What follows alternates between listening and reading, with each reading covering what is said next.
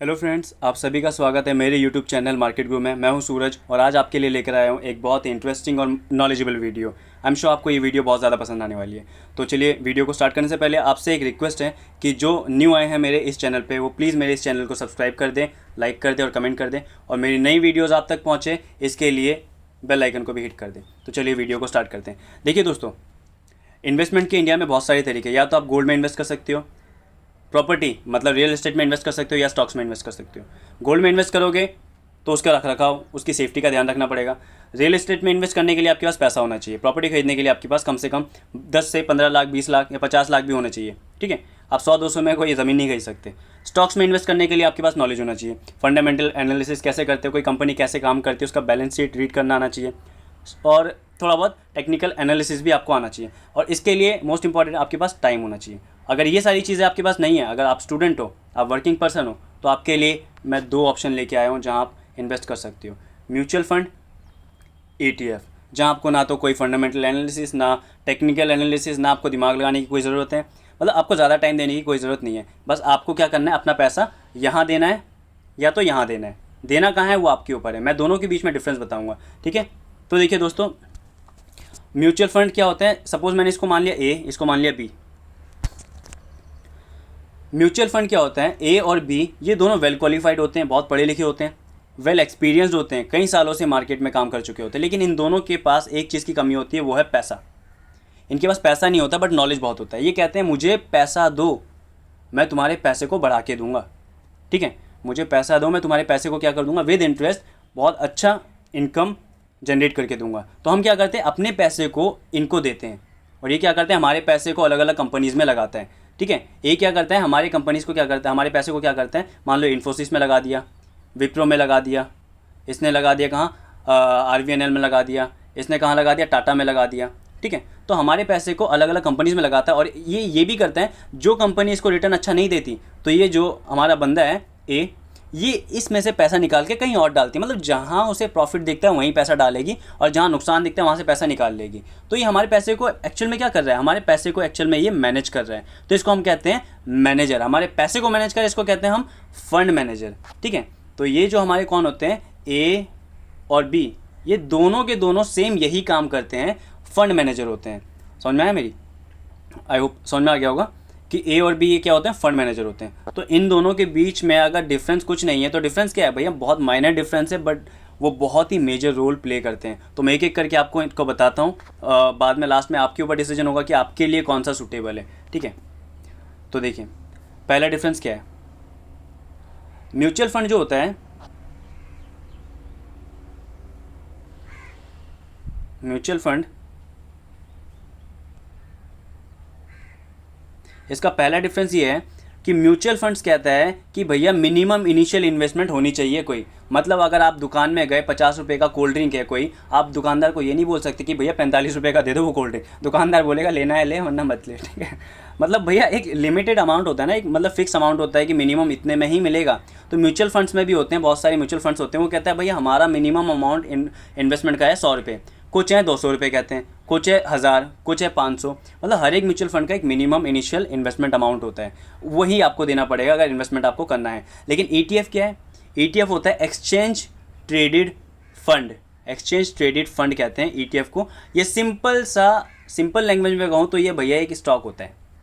ठीक है, ये क्या होता है, एक स्टॉक। इस स्टॉक्स के अंदर बहुत सारी कंपनीज होती हैं, मतलब इसके अंदर इन्फोसिस, विप्रो जो भी हो, मतलब बेसिकली इंडेक्स फंड की कंपनीज होती हैं इसके अंदर। ठीक है, तो एक्सचेंज ट्रेडेड फंड क्या करता है, अब मान लो आपने 11 बजे देखा, ETF की वैल्यू कितनी थी, 50 रुपये।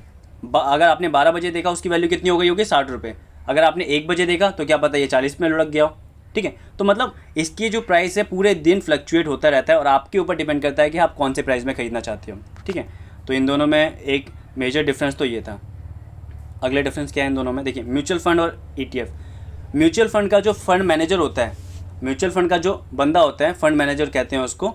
ठीक है, ये बंदा क्या करता है कि जहाँ उसको नुकसान होता है वहाँ से पैसा निकाल लेता है, और जहाँ प्रॉफिट होता है, जहाँ लॉस होता है वहाँ से पैसा निकाल लेता है, जहाँ प्रॉफिट होता है वहाँ पैसा और ज़्यादा डालता है वो। ठीक है, मतलब ये बंदा बहुत एक्टिव होता है, ये कहता है कि भैया जहाँ लॉस हो रहा है मैं तो वहाँ जाऊँगा ही नहीं। ठीक है, मुझे मैक्सिमम प्रॉफिट चाहिए। ठीक है, मैक्सिमम प्रॉफिट आपको जनरेट करके ये देता है यहाँ का, क्योंकि ये बहुत ज़्यादा एक्टिव होता है। लेकिन ETF का जो बंदा है ये पता है क्या कहता है, ETF वाला जो बंदा है ये बोलता है मेरे पास इतना टाइम नहीं है, मैं तो किसी को कॉपी करूँगा, और कॉपी ऐसे बंदे को करूँगा जो एकदम रॉयल हो। तो हमारे इंडिया में रॉयल कौन है, इंडेक्स, मतलब हमारी टॉप 50 या टॉप 30 कंपनीज़ जो है, टॉप 50 कंपनीज़ को हम निफ्टी 50 कहते हैं, और ये टॉप 30 कंपनीज़ जो हमारी होती है इसको कहते हैं सेंसेक्स। ठीक है, तो ये क्या कहता है, किसी एक को कॉपी कर लेता है, या तो इसको कॉपी करेगा या तो इसको। तो ETF क्या कर लेता है, टॉप 50 कंपनीज़ को कॉपी कर लेता है। मान लिया हमने टॉप 50 कंपनीज़ को कॉपी कर लिया, अब इस टॉप 50 कंपनी में से अगर एक कंपनी बाहर निकल गई और उसकी जगह कोई और आ गया, तो ETF भी बोलते हैं अच्छा ये वाली कंपनी बाहर निकली, भैया तू भी निकल। तो ये ETF अपने पोर्टफोलियो में से भी उस कंपनी को बाहर निकाल देता है, और जो नई कंपनी आई है निफ्टी 50 में उसको अपने पोर्टफोलियो में ऐड कर लेता है। मतलब सिंपल लैंग्वेज में अगर कहूँ तो ETF जो है ये कॉपी करता है किसको, ETF जो कॉपी करता है आपको इंडेक्स फंड को, आपके इंडेक्स फंड को ETF कॉपी करता है। ठीक है, चलिए ये हो गया। ठीक है, अगला क्या है, म्यूचुअल फंड और ETF में अगला डिफरेंस, बहुत ही मेजर डिफरेंस ये है, अगर मान लो आपने म्यूचुअल फंड में क्या एंड ऑफ डे ट्रेडिंग, मतलब इसका ये है कि आपने अगर आज म्यूचुअल फंड खरीदा है तो आज शाम तक आपको तो मिलेगा, पहली बात ये। दूसरी बात ये कि इस म्यूचुअल फंड के यूनिट को आप कल बेच पाओगे। आज खरीदा इसका मतलब ये नहीं आज ही बेचोगे, नहीं, आज नहीं बेच पाओगे। अगर आज आपने खरीदा तो कल बेच पाओगे इसको। लेकिन ETF में ऐसा नहीं है। ETF मैंने कहा आपको ये एक तरीके का स्टॉक ही है, और स्टॉक को आप सेम डे खरीद सकते हो, सेम डे बेच सकते हो। इसी को हम क्या कहते हैं, इंट्रा डे कहते हैं इसको। ठीक है, तो ETF को अगर मान लो आज आपने खरीदा 50 रुपये था आपका, सुबह आपने खरीदा 50 रुपये में, भैया मार्केट बंद होने से पहले इसकी प्राइस था 70 रुपये तक पहुंच गया, बेच दो। सेम डे खरीदा सेम डे बेच दिया, स्टॉक ही है। तो इसमें ये वाला एक डिफरेंस था। तो हम आगे बढ़ते हैं। देखिए अगला क्या है, म्यूचुअल फंड्स, ये बहुत इंपॉर्टेंट है। इसमें क्या है कि no control over capital gains. अब मान लो सपोज़ कोई आलू वाला है, आलू बेच रहा है 50 रुपये का, उसके पास 100 बंदे आ गए खरीदने के लिए, तो क्या करेगा, मैं 60, अब ये क्या कर देगा, प्राइस को बढ़ा देगा, 60 रुपये में बेचेगा। 100 नहीं, चलो 200 बंदे आ गए इस आलू वाले के पास, अब क्या करेगा ये, 100 नहीं, कितने 50 रुपये के आलू को आप कितने बेचेगा, 300 में। अब आलू वाले के पास और लालच बढ़ गया, भैया 200 आ गए। अब आलू वाले के पास अगर मान लो 2000 बंदे आ गए, तो ये इसके प्राइस को क्या कर देगा, बोल देगा भैया मैं 500 रुपये में बेचूंगा। मतलब जितने ज़्यादा बायर्स होंगे उतना ज़्यादा आपका प्रॉफिट होगा, आलू वाले का उतना ज़्यादा प्रॉफिट होगा। मतलब म्यूचुअल फंड्स में क्या है, no control over capital gain, मतलब जो आपका कैपिटल है वो कितना ज़्यादा आपको प्रॉफिट देता है उसके ऊपर कोई लिमिट नहीं है, कितना भी प्रॉफिट आपको दे सकता है as per requirement of the buyer. ठीक है, लेकिन यार ETF में एक लिमिट होती है। अभी मान लो 50 रुपये का है, ठीक है, प्राइस 50 रुपये। अब ये एक लिमिट ये होती है कि आज के दिन ये मैक्सिमम 70 रुपये जाएगा मैक्सिमम, और मिनिमम 30 रुपये जाएगा। अगर 70 के ऊपर जाने की कोशिश करेगा ये 50 वाला प्राइस जो है, तो वहाँ पे ट्रेड बंद हो जाएगा। देखिए इसको कहते हैं अपर सर्किट और लोअर सर्किट। ये आपको अगर नहीं पता हो तो मैं बताऊंगा बाद में। अपर सर्किट का मतलब ये होता है कि इससे ज़्यादा प्राइस नहीं जा सकता, मतलब 70 क्रॉस नहीं कर सकता आज के दिन, सिर्फ आज के दिन। ठीक है, और 30 रुपये मैक्सिमम, नीचे कितना जा सकता है, 30, इससे नीचे नहीं जा सकता, सिर्फ आज के दिन के लिए। ठीक है, इसको अपर सर्किट और लोअर सर्किट कहते हैं। तो मतलब इसमें क्या होता है, लिमिटेड होता है, लिमिटेड प्रॉफिट। ठीक है, और इसमें क्या होता है, अनलिमिटेड हो सकता है, अनलिमिटेड हो सकता है जितना ज़्यादा। ठीक है, चलिए आगे बढ़ते हैं। देखिए अगला क्या है कि ये मैं आपको पढ़ने से पहले ये बहुत इंपॉर्टेंट लाइन जो है ऐसे नहीं बोलूँगा मैं। देखिए एक और डिफरेंस आपको मैं बताना चाहूँगा, म्यूचुअल फंड और ETF, इन दोनों का जो फंड मैनेजर होता है ना, अब ये दोनों काम कर रहे हैं। अब भैया फ्री में तो काम करेंगे नहीं, इनको कुछ ना कुछ तो पैसा चाहिए होगा ना। तो जो आपका वेल्थ जनरेट होता है, जो आपको ये प्रॉफिट लेके देते हैं, उस प्रॉफिट में से कुछ अमाउंट ये रख लेते हैं।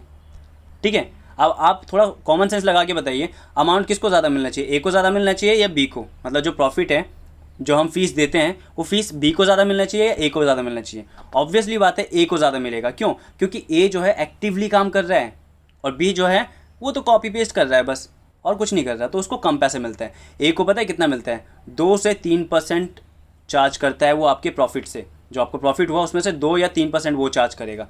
तो B को कितना मिलना चाहिए, सब बताइए? B को मिलेगा 0.05% आपके प्रॉफिट का, मतलब इतना कम आपसे लेता है ये, लेकिन मेहनत भी तो कम ही कर रहा है ना।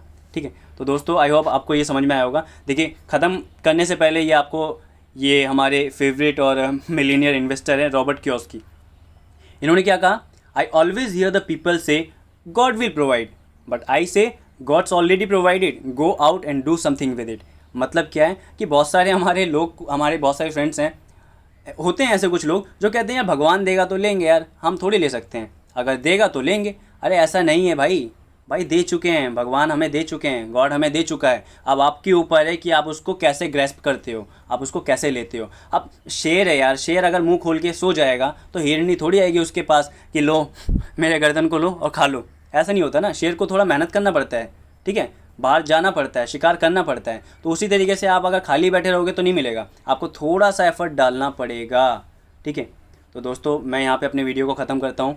आई होप आपको मेरा वीडियो बहुत अच्छा लगा होगा, और अगर इन्फॉर्मेटिव लगा तो प्लीज़ इस वीडियो को शेयर करिए अपने रिलेटिव्स को, अपने दोस्तों को, अपने फ्रेंड्स को, सो दैट इसमें से थोड़ा सा नॉलेज उन्हें मिल सके और जो मेरी मेहनत है वो सक्सेस हो जाए, ठीक है। Thank you so much.